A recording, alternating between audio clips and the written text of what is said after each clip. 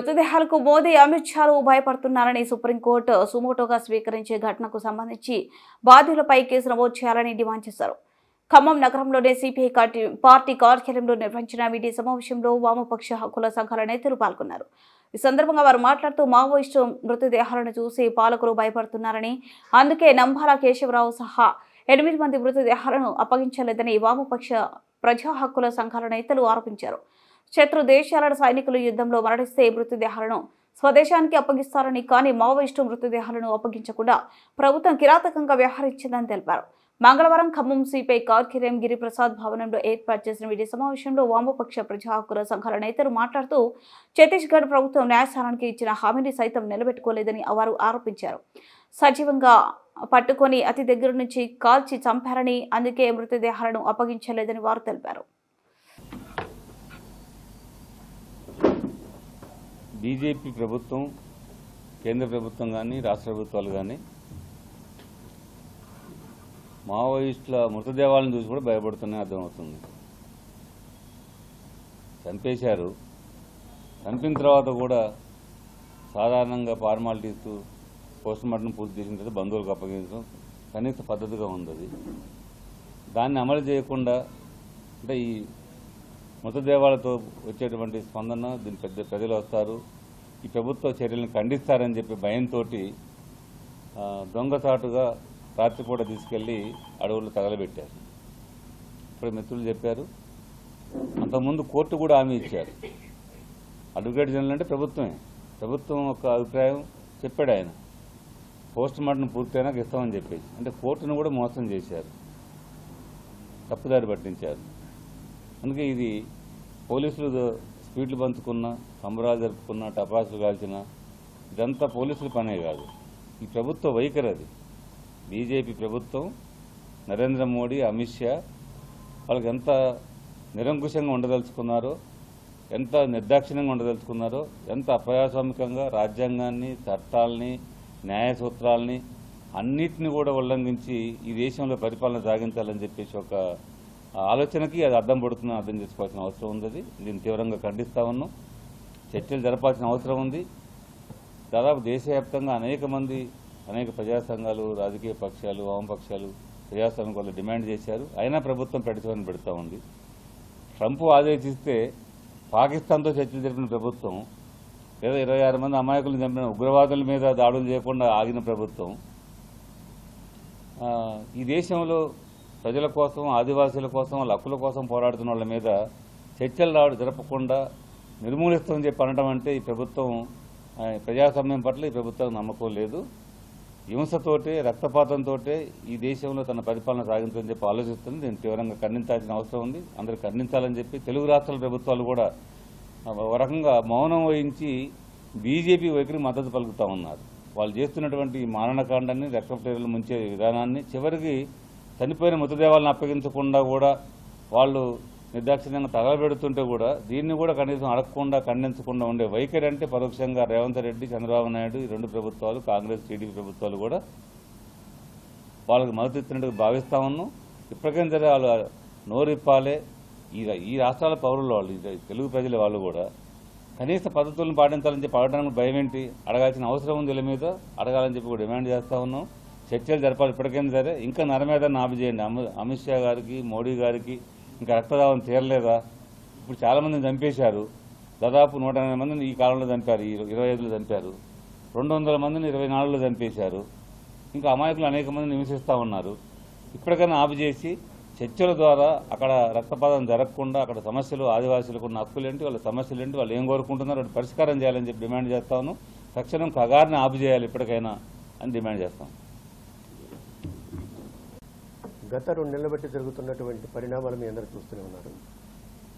నిన్న రాత్రి వరకు కూడా 4 రోజులు 5గురు బంధువులు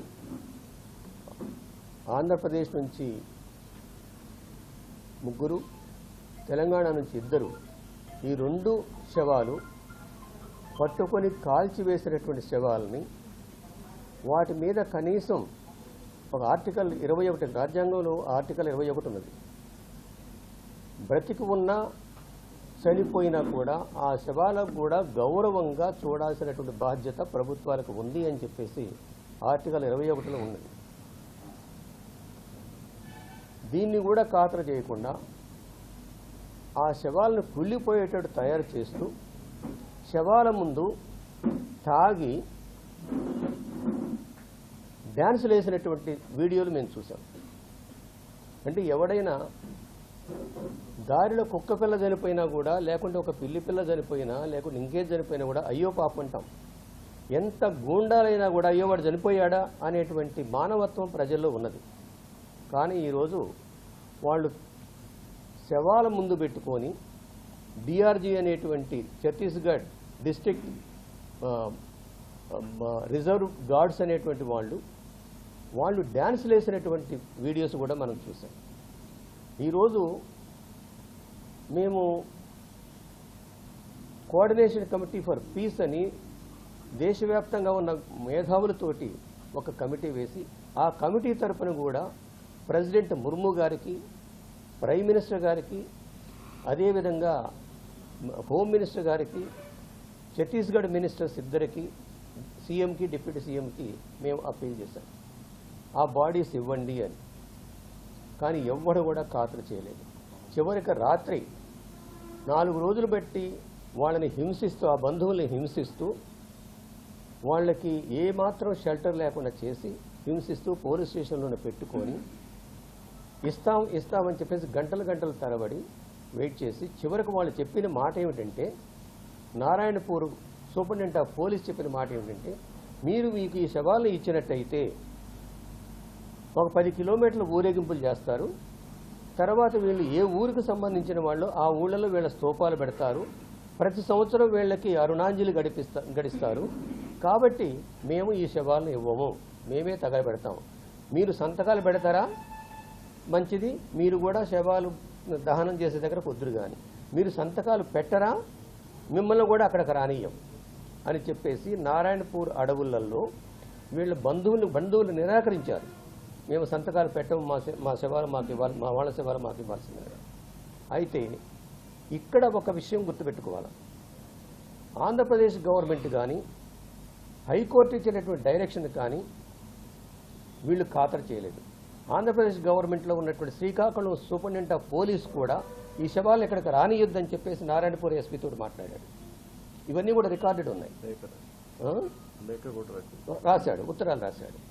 అయితే మిత్రులారా, మనం ఒక సివిల్ సొసైటీలో ఉన్నాం, ఒక పురాతన సమాజంలో లేము. పురాతన సమాజంలో ఉన్న వాళ్ళు కూడా మీకు ఇజ్రాయెల్ సమాధులు చూడండి, లేకపోతే ఇరాన్ సమాధులు చూడండి, ఈ దేశంలో ఉన్న సమాధులని చూడండి, ఈ సమాధులలో మొత్తం కూడా వాళ్ళ పూర్వీకులు ఉన్నారు. కాబట్టి ఆ స్థలాలను మేము విడవము అని చెప్పేసి కూర్చున్నాం.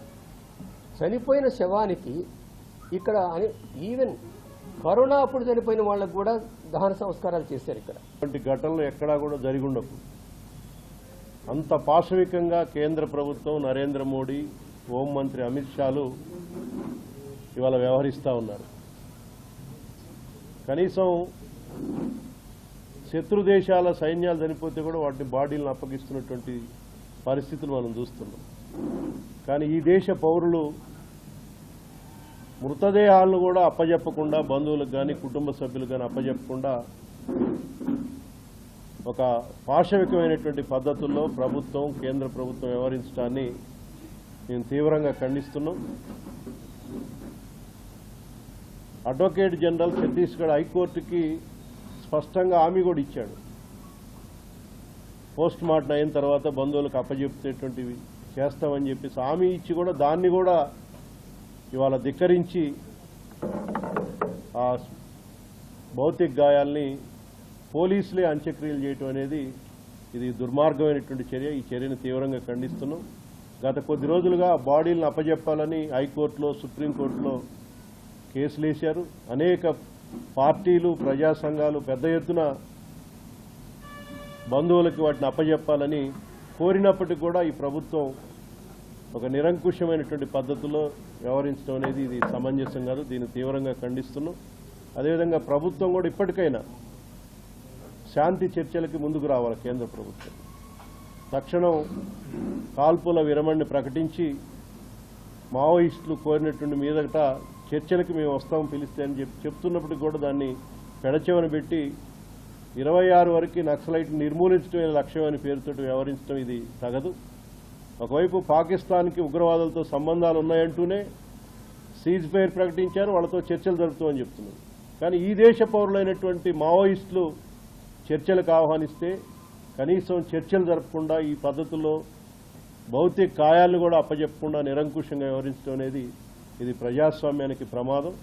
ఇటువంటి చర్యల్ని తీవ్రంగా ఖండిస్తూ దీని మీద పెద్ద ఎత్తున ప్రజాస్వామికవాదులు అందరూ కూడా ఈ చర్యల్ని ఖండించాలని చెప్పేసి కోరుతా ఉన్నాం.